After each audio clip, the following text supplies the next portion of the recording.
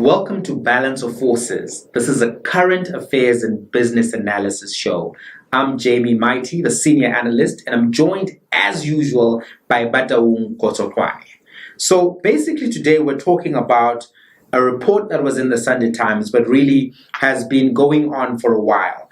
What's happening now is that the Minister of Education, Blade Nzimande, is awaiting the release of a report which has been done by the Council of Higher Education into the salaries which are earned by Vice Chancellors and other senior executives from 2005 onwards. This report is expected by the end of the year, and it's led to interesting questions being asked. In case you're wondering, how much do Vice Chancellors earn? There's some data from 2018 and 2017. The University of Johannesburg Vice Chancellor, Professor Chiridzi Marwala, right? Chiridzi Marwala, right? He's earning 4.9 million rands a year. Professor Wim de Villiers from the University of Stellenbosch, 4.8 million rands a year. But the Vice Chancellor of the University of the Witwatersrand, he's making 4.48 million rands a year. And it goes on, the UNISA Vice Chancellor 3.7. Now, interestingly, the professor who is running the University of Mpumalanga, South Africa's second smallest university, is making 4.4 million rands.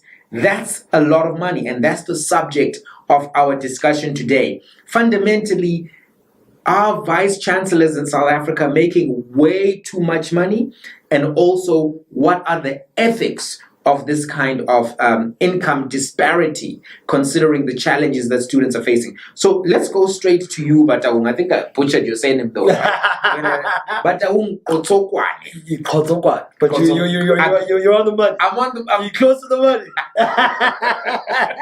All right, my apologies, man. I'm getting Jamie, it. look. You see now, you get it. Oh, you know what I mean? So what are your thoughts? Jamie, look, I disagree with the Vice Chancellors. The Vice Chancellors cite two main. And just to put it in context, they say they deserve this money. They deserve this money. Yeah. They cite two reasons: academic research output, and then the student throughput. Right.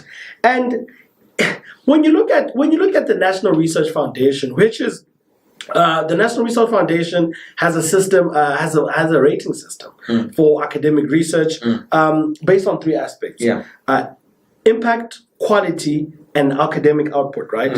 And when you look at some of the universities, it's not proportional. Yeah. Let's look at the University of Mpumalanga, earning 4.4 million last year. Yeah, Vice Chancellor. Yeah. The Vice Chancellor. Now, when you look at University of Mpumalanga, established in 2014, right?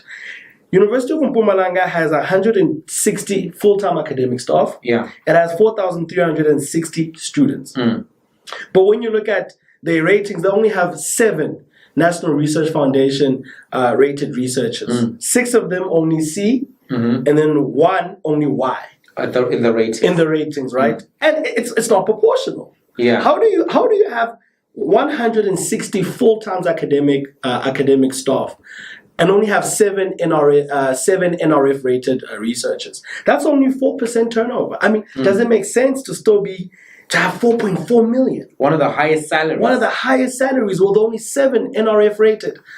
So fundamentally, you're saying that you don't think that the research output matches the payment of the Vice Chancellor. Look, and I'm going to add to that, and I think I agree with you that some of these salaries may be unjustified.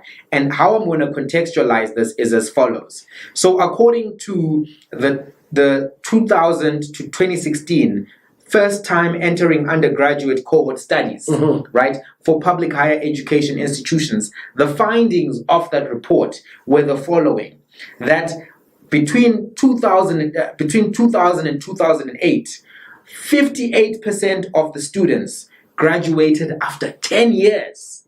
And between 2011 and 2016, only 55% of the students graduated. Basically, what the report showed is that about 45% of students are not graduating from university.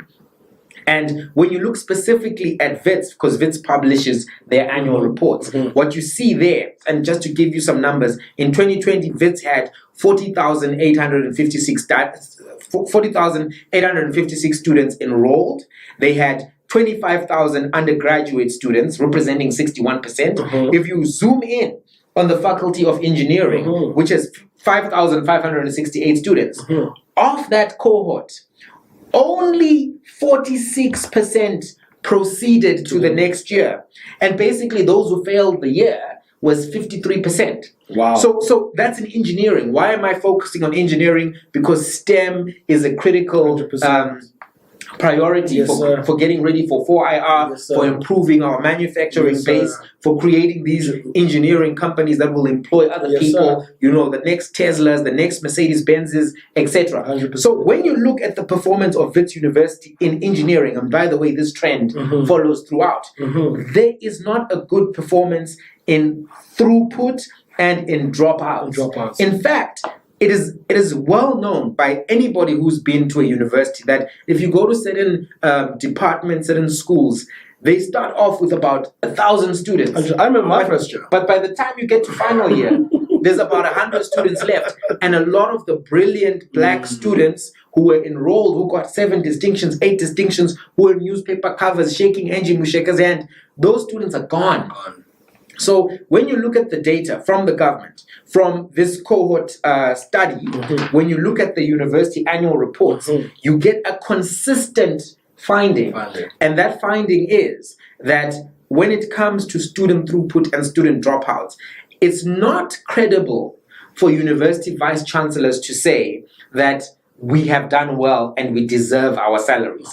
But further, is it their obligation? I submit to you that it is, because universities are publicly funded institutions. They get a lot of money from the government. So what does that mean? It means that they too have a national obligation to meet the national need. 100%. What is the national need? To have high-skilled citizens participating in the economy in ways where they can earn a lot of income and pay taxes, but also create jobs and facilitate, the macroeconomic landscape of the country. We've just gone through 3 quarters of labor reports where there have been successive job losses.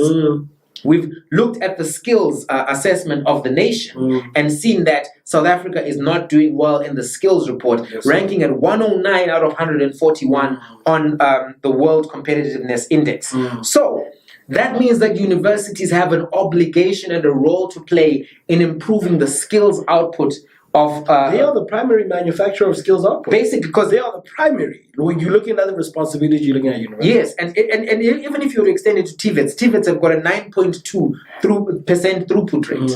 9.2%, right? So you've got 1 million students in universities, 1 million students in TVETs, and both of those institutions are underperforming in throughput. And then I'm gonna make a point. I'm gonna ask you to react to it. I also think that when you look at this issue of vice chancellors earning these large salaries and consider the context, right? What is the context? One, the context is a country where you have high levels of inequality, poverty, right? The context more directly to universities is students are begging for money to access university. Students don't have money for tuition. They don't have money for accommodation. They don't have money historical debt for food. There's historical debt. There's a missing middle. There is a massive funding crisis in higher education. But at the same time, university vice chancellors are making millions. Plus, they get so many benefits from the university. They get to live in these mansions that are provided by the university. They get university security. They get free Wi-Fi. I don't know how the catering works. Traveling costs are catered for. So when you're making this exorbitant amount of money, these university vice chancellors are earning more than the president of the country, 100%. More than members of parliament, more than ministers. I think that when you earn more than the president, you're making too much money. The burden of performance even supposed to be much higher because it doesn't substantiate, like we just said, research output, student dropout, and throughput, it does not match. When you look at the skills index, we're not hitting those numbers. So how do we have such a burden of high burden of performance for the president, but then not for vice chancellors? Yeah, we need to. We need to. And we can't just say, listen, it's okay. Just say to us your throughput is okay, and then also we can't just say the students are to blame, because that's I think how some of the vice chancellors hide. They say the students are to blame, but let's be very honest. Universities have a role to play in student performance, the same way that a coach has a role to play in player performance. Of course, students must work hard. Of course, students must make an effort, but an environment does affect outcomes. If the environment is not conducive to high performance, you will see students dropping out. You will see students taking extra time to graduate. You will see students having mental health issues. It is the obligation of the university leadership to deal with the challenges of the students that they receive from the basic education system, because they are publicly funded, because they have a role to play in the state. You cannot just say, I'm doing what I need to do, give me my 5 million, and any problem that you see in this university, it's the students. I think something also of importance to note is that when Dr. Blade was giving the feedback, in Parliament in the virtual meeting, he said that a lot of vice chancellors were not warming up to this idea of this report, and that further shows the willingness to account, the willingness to be held accountable, the willingness to be judged on the scoreboard. Where are you? And what substantiate this large that's necessary. remuneration? So the vice chancellor is not warming up to this idea. Also is a bit of a problem.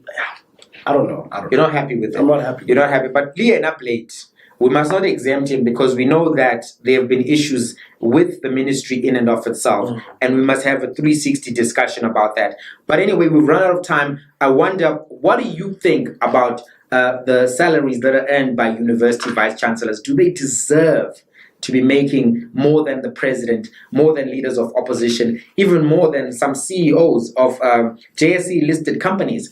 Are they performing at the right level? Are they delivering for the national need? Or are they actually underperforming, and do these salaries genuinely need to be reviewed? In fact, are these salaries even ethical, considering the fact that there's a shortage of funding for students in higher education, and considering that the country is facing challenges of poverty and inequality? Should these salaries be reduced to reflect the national needs?